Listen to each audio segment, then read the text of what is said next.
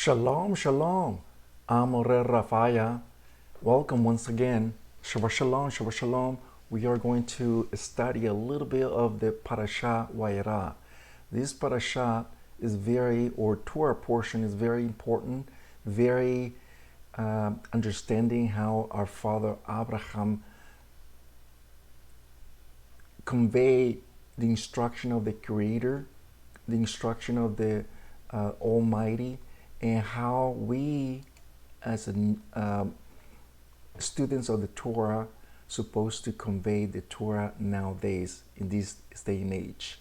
So, Wayera means he appeared. So let's dig into this amazing Torah portion, and we won't take too long. We're just gonna get right to the point. And Parashat Wayera is where the three angels appeared to our father Abraham right at the noon time. So let's start digging into this amazing Torah portion. Chapter 18, verse 1, Yahweh Wayera. That means he visually appeared to our father Abraham, to him by the oaks of Moreh. And he was sitting at the door of the tent in the heat of the day. Now, you have to understand something very important. It wasn't just sitting there. He was actually healing because he just did the circumcision or the Brit Milah. If you go to chapter 12, Yahweh gives him the direction that he needed, not just himself, also his whole household to circumcise. Remember that he had converted souls, 318. That's what the Torah says. So not only himself, not only Ishmael, also the 318 souls that he had. That means that something that the Creator commands is something that it needed to be done one way or other. But we're talking about a little bit of the circumcision that is very important, how the Creator commands this. But most importantly, commands the circumcision of your heart, which is very, very important. So we're just going to talk a little bit of that in just a second. And let's switch. Let's go into the Aramaic version of the chapter 18 of Bereshit or Genesis. The Targum Jonathan, and the Kabod of Yahweh, or the glory of Yahweh, was revealed to him in the valley of Moreh. And he, being sick with the pain of the Brit Milah, or circumcision, sat down on the door of the tent in the fervor or strength of the noontime. So basically, our father Abraham was just there. And remember this, if you're a male and you have gone through a circumcision, one that you're already an adult, you have to understand that 3 days later is really, really painful. And especially if you don't really take in medication. So that tells you that our father Abraham was really resting there, and yet you saw those 3 men coming from afar, and yet he went and received them. He went and welcomed them, to the point where that being sick with pain didn't really matter, because he knew that those men were sent by the Creator himself. So let's continue here. Genesis 8:13, verse 18. And then Abraham moved his tent and came to live among the oaks of Moreh, which were in Hebron. And he built an altar to Yahweh there.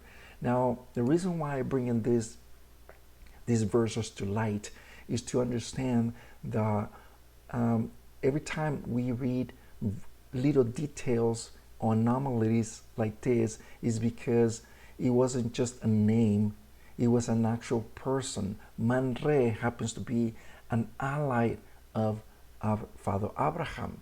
So let's just bring these verses to light. Chapter 14, verse 13 of Genesis. And one who had escaped from and told Abraham the Hebrew, for he was living among the oaks of Moreh, the Amorites. Do you see? He was an actual person, and the brother of Eshcol and Aner. And these were processors of the covenant with Abraham. Now, Now we understand why a lot of people that were not Hebrews esteemed our father Abraham, to the point where if you read other verses, other Hebrew extra reference, it gives and it yields that these people really saw our father Abraham almost like a king, almost like a prince among them. And yet, they, if you notice here, and let's go back over here, they made a covenant with Father Abraham to the point where they were allies to him. So it wasn't just the 318 people that he converted, not only the Eleazar, his servant, but also these people that weren't Hebrews, yet they follow our father Abraham. They were allies to him. So it's something that we have to understand, that when our father Abraham went and fought these kings, these people went with him because they knew who our father Abraham was. He was a warrior as well. And we have to understand that. He wasn't just a man, he was a warrior, and he was very esteemed among the nations around. Now, let's talk about a little bit about the oaks of Moreh. Now, this tree was well known. You can actually see it from afar, from a mile far, and you can actually see that it was pretty high, pretty tall, pretty thick. Nowadays, this is what's left of this oak in Israel, in Hebron. And this is what's left. And it's amazing how, did you imagine how, back in the day with our father Abraham, how this oak was, he was humongous, it was huge. And this is what's left of it. Now, when this man came and rest under the oak, our father Abraham welcomed them, and that's what he was to take care of as a hospitality. Because remember this, it is very important that the Eastern custom is nearly not the same as the Western custom. In the Eastern custom, it was something that it was a culture thing that our father Abraham learned from Noah, learned from Shem, how to welcome the strangers. And that was with the open arms. Why? Because the Torah teaches that to all of us. And it is something that we need to learn, especially here in the Western world, that we don't really trust a lot of people. And I totally get that. I totally understand that now, because of evil has grown so much, we don't really trust a lot of people because of love has literally frozen. But we're going to talk about a little bit of love itself. Now let's continue. Genesis 17:10. This is my covenant which you shall keep between me and you and your seed after you. Every male child among you shall be circumcised. This is the command. This is the mitzvah that Yahweh gave to our father Abraham. And let me ask you something, to all of you. Do you think that only Jews circumcise themselves, or the rest of the Middle Eastern? The answer is basically a very good high percentage of Middle Easterns do the circumcision. Not because it's a Jewish thing. No, it's because they learn it from our father Abraham. And it's very important for us to understand how the custom is. So let's continue. Genesis 22 verse 6, and Abraham took the wood and the burnt offering and laid it into Isaac his son, and he took the fire and the knife in his hand, and the two went together. The word is yada. Now, there is something very important that we need to highlight here. The word yada is basically a word that we need to understand, because we keep thinking that here in the Western that Isaac or Yitzhak was not aware of the situation at hand. But in reality, he was very well aware that what his father was doing, and that was the Akedah. The Akedah is the binding of Isaac. Basically, he knew that Father Abraham was going to kill him because obviously he had the knife. And yet the word, let's look at it once again, the word yada, which is together, let's look at what it means. The word yada means in accord, all together, together in unity, which means this, brothers and sisters, that Isaac was in one mind, one purpose with Father Abraham. He was united with Father Abraham to what was the event that was about to take place. Now, let's talk about a little bit about our Father Abraham. Father Abraham basically knew and he believed the words that our Creator Yahweh gave him. Let's go back to chapter 12, where our Creator Almighty Yahweh said to our father Abraham that in his seed was going to fulfill to continue the generations of Torah, the generations of keeping this covenant.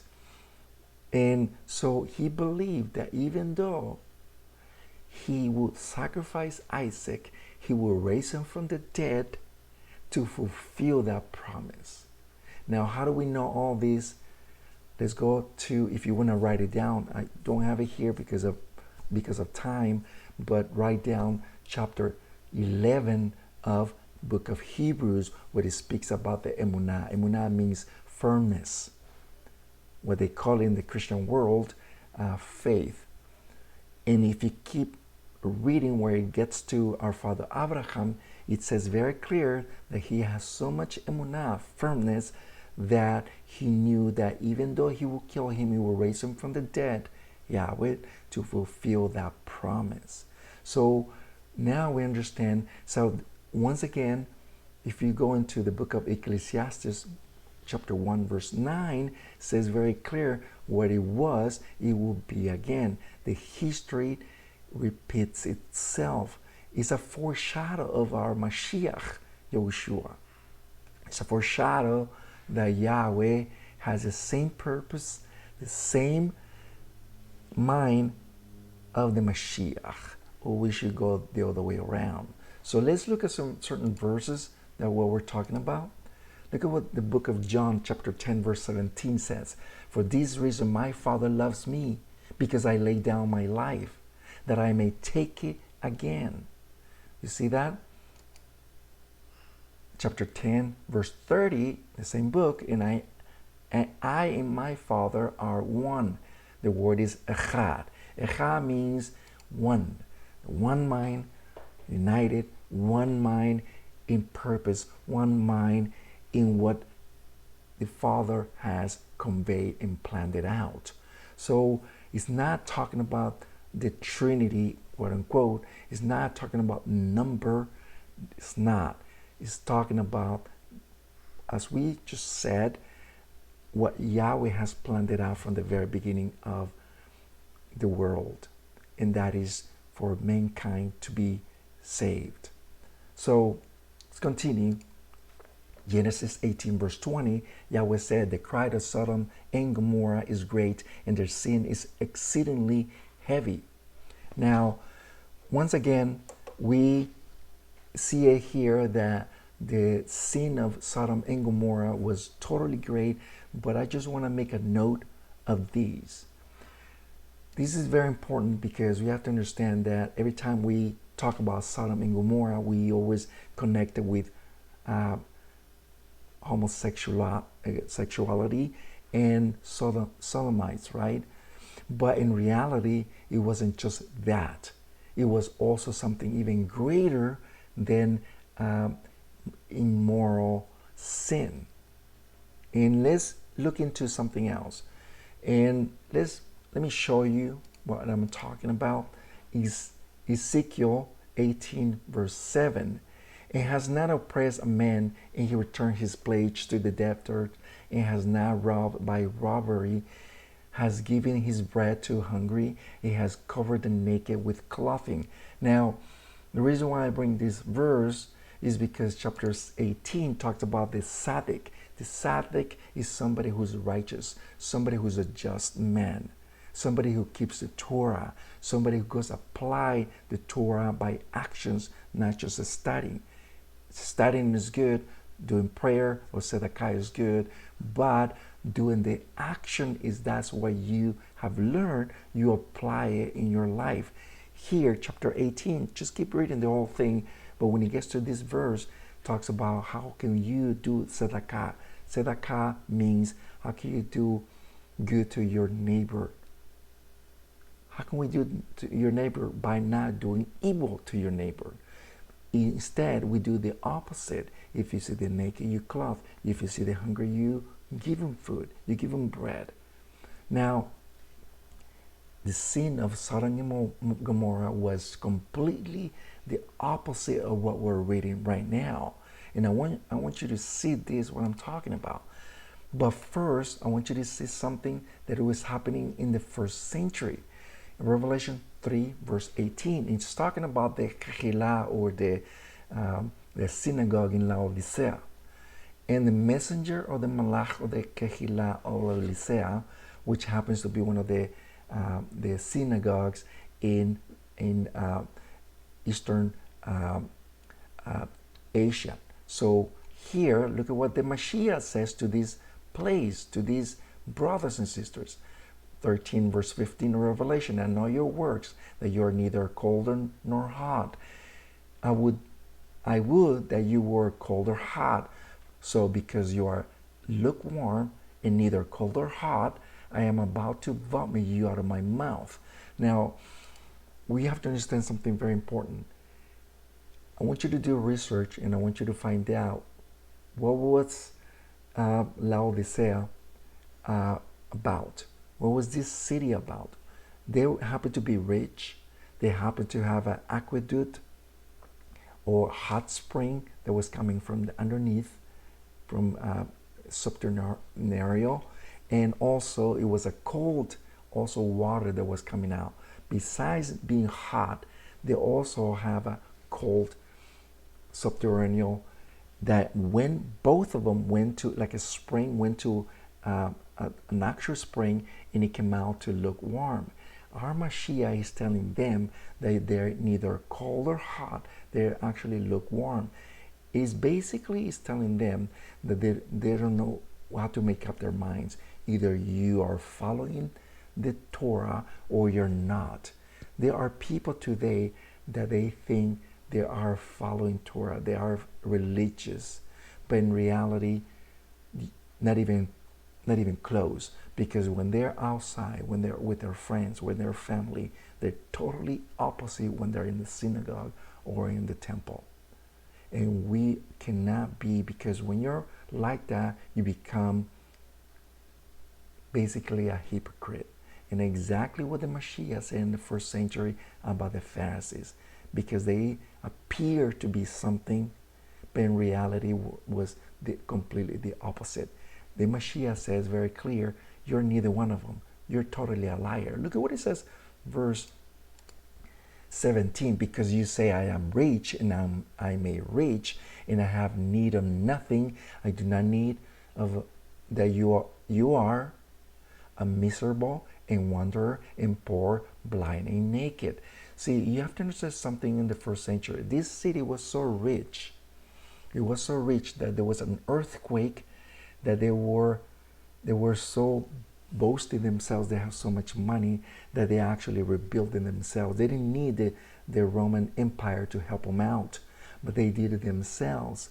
And once again, it's because of the lack of humility that they had, because they had money. They thought they completely were the kings of the world, in other words. But in reality, Mashiach says that you're nothing but miserable, naked, and blind. And it's something that is telling each one of us that it's not about having money. Wealth is beautiful and everything, but it's not about that. It's about keeping the Torah, about being humble, what you have or what you don't have, and be in need of our Creator Yahweh. So let's continue. Genesis 19 verse 1, and the two cherubs came into the Sodom at evening, and Lot was sitting at the gate of Sodom, and Lot saw, and he rose up to meet them and bow his face to earth. Now you have to understand something about Sodom and Gomorrah. Lot was doing the opposite of what Sodom and Gomorrah was about. They actually had, I want you to read chapter 16 of the book of Yasher. Read it, please, whenever you have time. And I want you to read how they were. They completely had a law about mistreating strangers and foreigners that came into their land.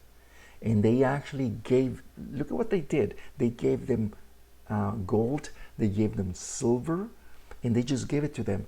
But what they did, because they were hungry, these people, they went in with this money that they received from the locals. They needed to buy something, but nobody sells them anything. They actually closed the doors, and to the point where they died. Do you imagine dying from hunger? And when they were dead, people came back again. They took back what they gave them, which is the money, and also stole everything that they were bringing. That's how evil they were. And not only that, in that chapter talks about one of the daughters of Lot that was actually doing a tzedakah or charity. And the scripture says that she saw one of the foreigners being hunger, and look at what she did. She was hiding food for this so he can give it to this person, and he was basically, giving, charity, which is tzedakah, something that she learned from Lot. Lot learned it from whom? Who do you think? Father Abraham. That's what Father Abraham taught him how to convey his, the Torah that he learned from Father Abraham. So this is what happened to the daughter of Lot's daughter. She was cut by other locals and she was burned. And this is what happened, that all this came to the altar of Yahweh, and this is exactly what Yahweh said, to get to the point where it says this city has to be destroyed. And this is how we know that these people literally were evil. Now let's continue. 19 verse 2, and he said, behold, now my master, please turn into your servant's house and lodge, and wash your feet, and rise early and go to your way.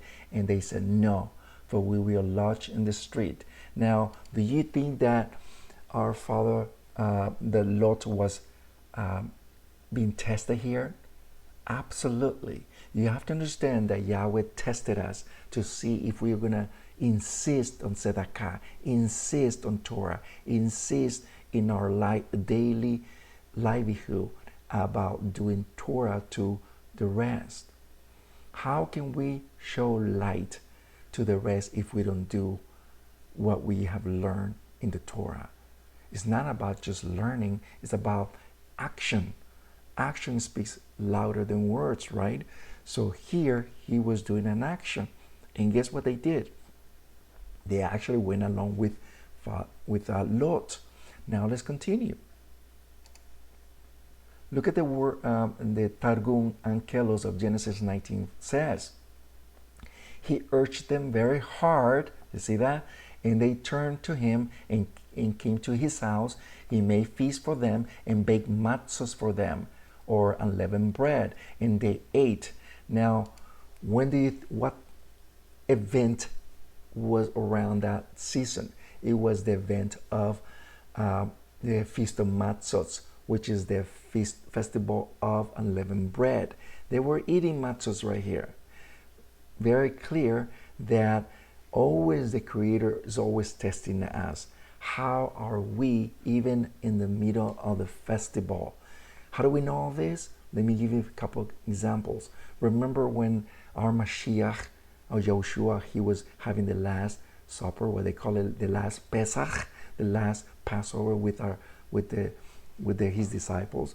Remember that he spoke to Judas. Remember to Yehuda. He told them that you will you will betray me, right? He also talked to Shimon, which is Peter, right?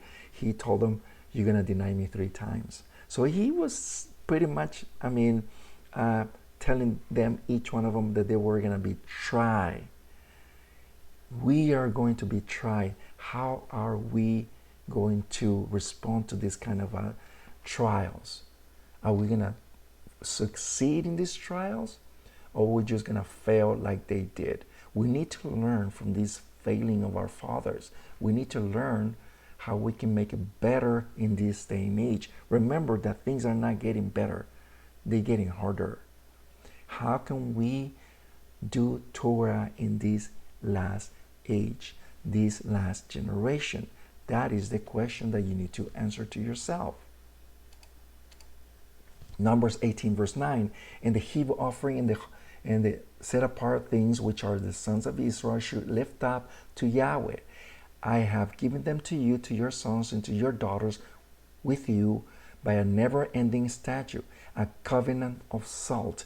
Now, the reason why I bring this verse is because I want you to understand that these 2 angels, Malachim, they went there not just to retrieve Lot and his family, but also to make a covenant with them. Every time angels do this, there's always salt included. Salt included. And guess what? Let's read all the verses so we understand what we're talking about. Ezekiel 16 verse 46. I want you to see this, very important. And your older sisters of Samaria, she and her daughters who are dwelling on your left, and your younger sister from you who dwells in the right is Sodom and her daughters. Do you see that? That means there's more cities than Sodom. Behold, this was the unity of the sisters Sodom. Pride, do you see that? Fullness of bread, abundance of idleness was in her and her daughters. Also, she did not strengthen the hand of the poor and needed. Do you see that? This is how evil they were. They had pride. They were full of bread. That means they didn't care about the rest. They just care about themselves. They were idle. That means they were always doing nothing. Nothing to be prosperous, in other words. And they did not feed the poor or the needed or the sojourners, right? Or the persons who were just passing through. They did not do any of it to them, but to themselves only. That's how evil these people were. In the eyes of Yahweh, this is completely the opposite of Yahweh's Torah. Remember when Mashiach, he said one time to his disciples, I was naked, you did not clothe me. I was hungry, you did not feed me. I was in jail, and so forth. And all of them told him, but we never seen you like this.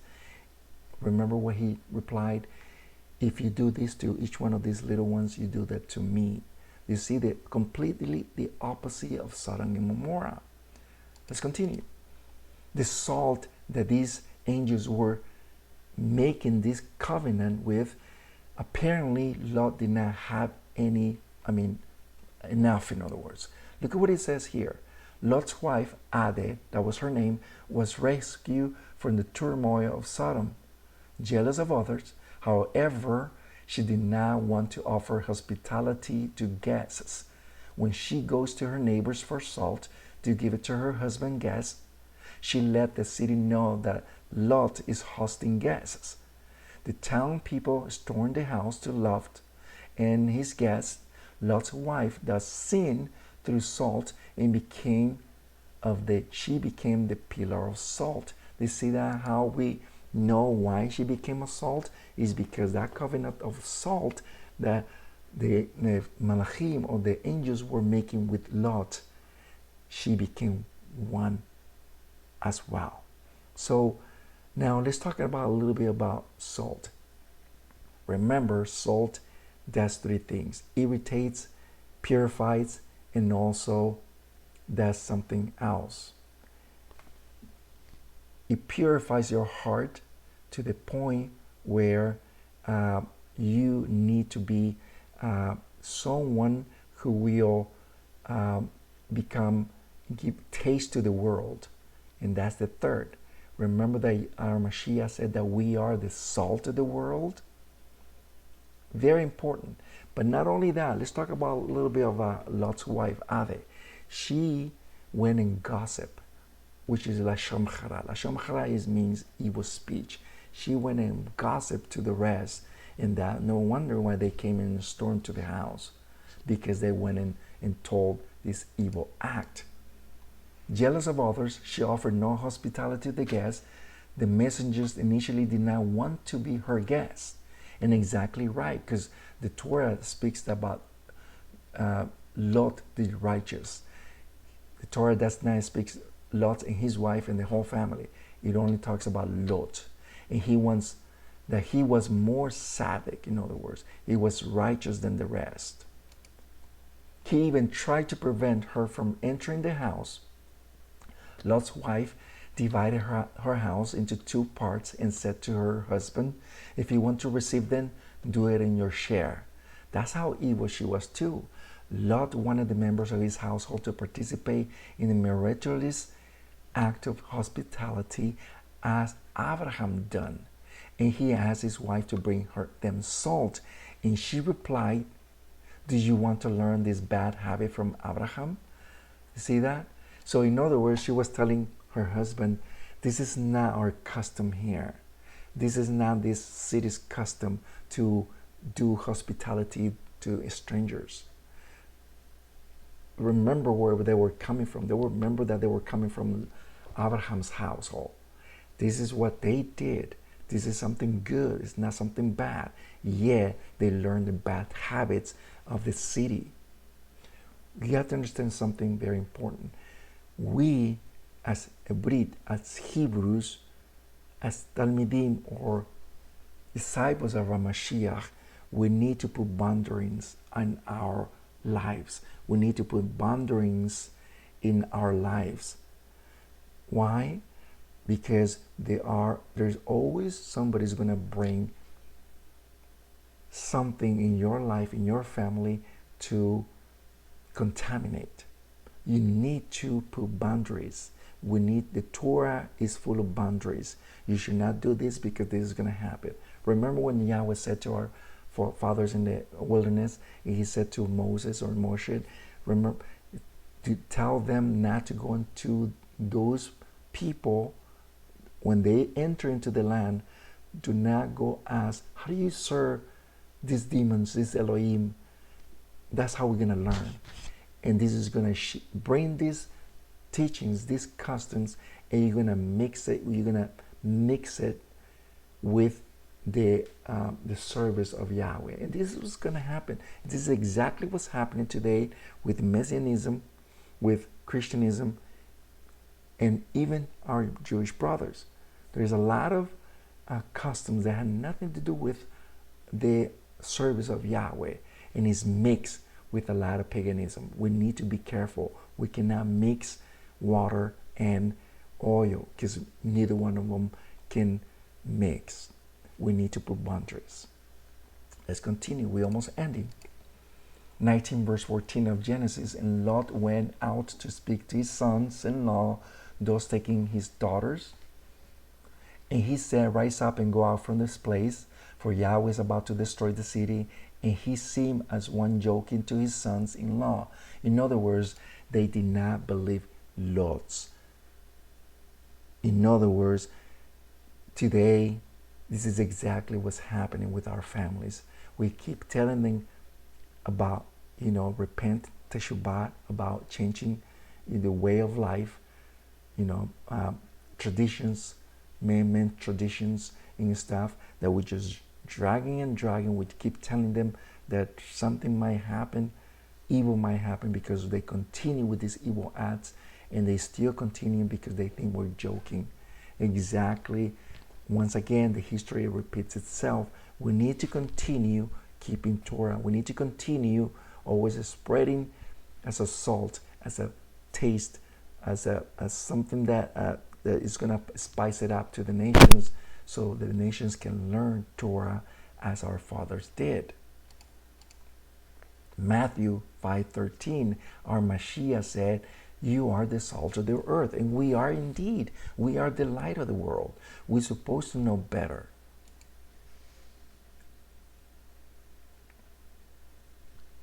Chapter 18, verse 39 of John, they answered and said to him, "Abraham is our father." Joshua said to them, "If you are the children of Abraham, you will do the works of Abraham." Now, I always wonder, and I always ask people, what do you think is the works of or the deeds of our father Abraham? He's basically tzedakah. Tzedakah is basically giving to the needed, in other words. This is one thing that we fail to do in this day and age. That we see people in hunger, even that they could be lying, we don't know, but we still need to do the tzedakah. If you see somebody who's naked, we need to do tzedakah. We need to do the right thing to the neighbor. Remember that our Mashiach, they asked him one time, "Who's my neighbor?" Remember? He said, he actually gave the example of the parable of the Good Samaritan. But we're not going to get into that, but I want you to read in those verses where in the very end, the Mashiach asked him again to them, who was the neighbor? Who was a good neighbor? And he said, well, it was that guy. They didn't even say the name. It was a Samaritan. Remember that they didn't get along, Samaritans and Jews. So the person who does today, the person who does good to you, you need to give him back even twice. You need to pay him back twice. That's your neighbor. Somebody who does something to you, you need to give him back again. You need to pay him back. Chapter 23, verse 4 of Exodus, when you happen on the ox of your enemy or your wandering donkey, return them, you shall return it to him. So this is what the Torah speaks about doing to your neighbor, even to your enemy, which is tzedakah, not the other way around. Now let's continue in closing with this. 19 verse 15, and when the dawn rose, then the cherubs urged Lot, saying, "Raise up, take your wife and your 2 daughters who are found, lest you be concerned in the perversity of the city." And he lingered, and then the men laid hold of his hand and his wife's hand, and on the hand of his 2 daughters, Yahweh having mercy on him, and they caused him to go out, and they put him down outside the city. Now we have to understand that Lot and his family was lingering too much. They were kind of procrastinating too much, and that's what these cherubs, these malachim, these angels grabbed them and just got them out. This is because of the great mercy of Yahweh. Verse 8 of chapter 14, and the king of Sodom went out, and the king of Gomorrah, the king of Admah, the king of Cheboim, and the king of Bela, which is Zoar. Now the reason why I bring this verse is because I want you to understand that some of these cities, they have different names. Let's go back over here where it says the king of Bela. They had a different name later, which is Zoar, which means that this city is the city that Lot escaped to. Now, remember, and I'm just going to bring it real quick so you can go back and study it. Remember when Father Abraham was, bringing how many cities how many people can you spare, dealing with the angels, which happens to be the Mashiach. Remember that he said to the angel, he said, if there were 50 righteous people, will you spare them? He says, I will spare them, but there were not even 50. Now, let me ask you something. Why do you think that he said 50?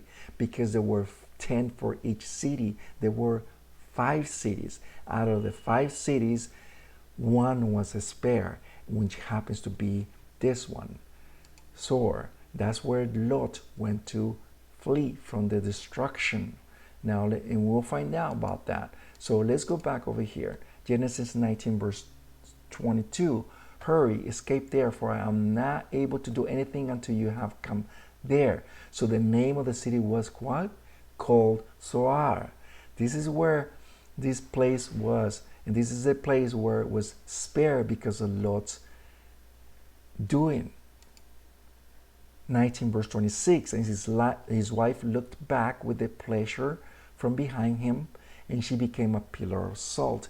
And this is something that you will see today in the Dead Sea. The Dead Sea is a place where it used to be small before. It used to be a small.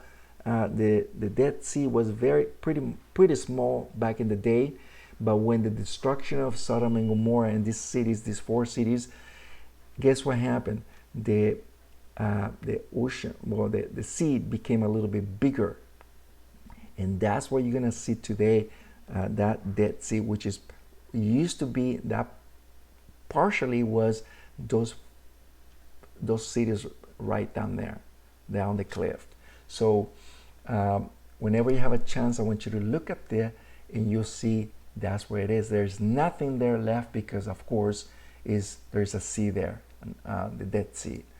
So this is what she did, and this is what's being left out right in front of her. That's where the ocean is. If you go and see some of the pictures on Google or anywhere else.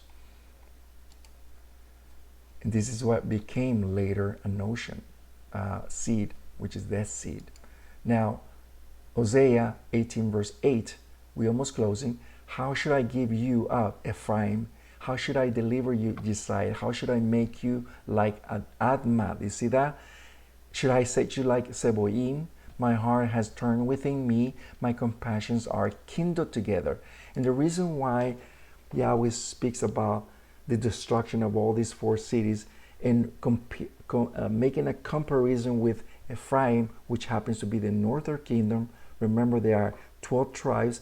It was split in half, which is the southern kingdom, Ephraim, and Yehudah or Judah, which happens to be the southern kingdom or the house of Judah or the Jews, and the northern kingdom, which happens to be the 10 tribes, and is always referred as the house of Israel, Ephraim, or the house of Joseph.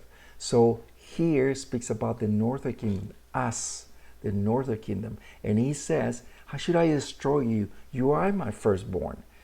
We tend to put it for granted that we are the firstborn.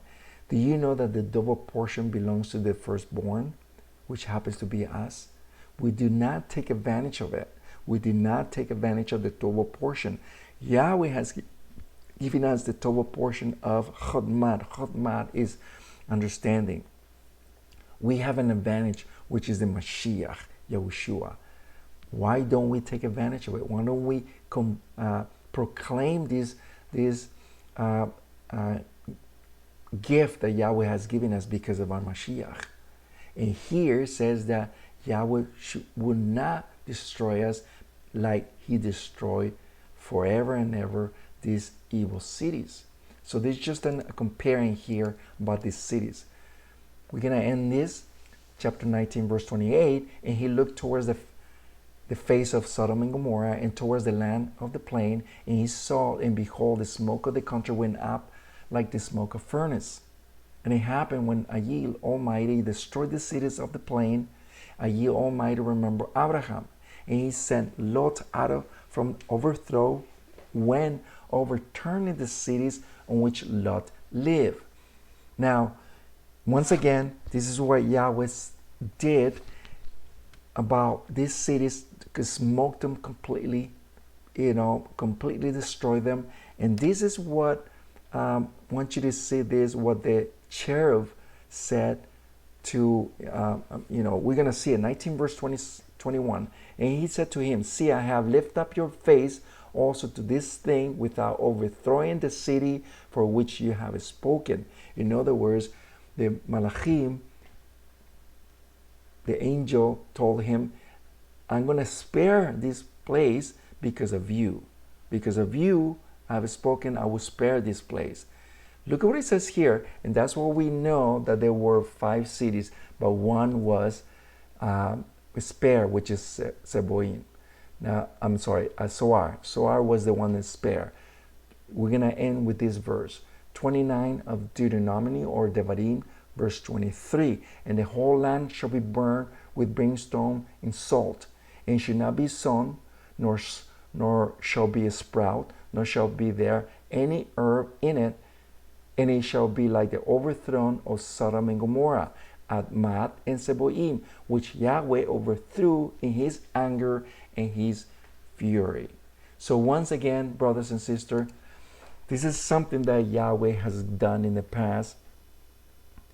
Once again, we have to understand that this teaching today in this Torah portion teaches us something very important. That means to be charity, to give to the needed, to not forget, to not close your hand, but open it with open heart to those who are needed.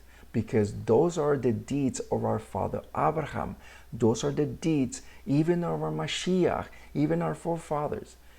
We need to learn how we can show the light, to be the spice of the world, to be the salt of the world.